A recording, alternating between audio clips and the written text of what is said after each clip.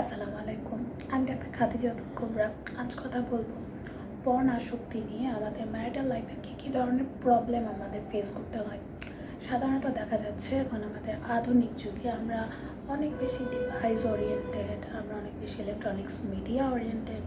Even আপনারা আমার এই ভিডিওটাও কিন্তু দেখছেন electronic device through any kind of social media, Facebook আর ইউটিউব, বিকজ আমি দুইটা সাইডে ভিডিওটা দিব। সো আমরা অনেক বেশি ইলেকট্রনিক ডিভাইস ডিপেন্ডেন্ট। সো যেটা দেখা যায় যে পর্ন আসক্তিটা অনেক বেশি বেড়ে যায় এবং তখন হাজব্যান্ড এক্সপেক্ট করে যে পর্নে সে যেভাবে দেখেছে তার ওই গার্লকে, সেভাবে সে তার ওয়াইফের কাছে সেই জিনিসগুলো ডিমান্ড করে।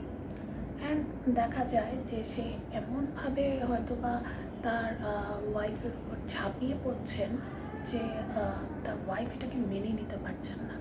তার ওয়াইফ তখন হয়তো এমনও পরিস্থিতি পৌঁছে যায় যে তিনি কান্না করছেন যে আমি তো কোনো কনস্টার না। তো এই এক্সপেকটেশনগুলো রাখাটাও খারাপ। আমরা পর্ন দেখে মনে করি যে এটা একটা ডেইলি লাইফের অ্যাক্টিভিটি, আপনাদের ডেইলি সেক্সুয়াল লাইফের সাথে আপনারা ওই অ্যাক্টিভিটিটাকেও যোগ করে নিচ্ছেন এবং মনে করছেন যে পর্নে অনেক ইজিলি, অনেক স্বাচ্ছন্দ্যভাবে যেহেতু এই জিনিসগুলো করা যাচ্ছে, হয়তো আমরা আমাদের নিজেদের ম্যারিটাল লাইফেও সেই জিনিসগুলো, সেক্সুয়াল লাইফেও সেই জিনিসগুলোকে প্র্যাকটিস করতে পারি।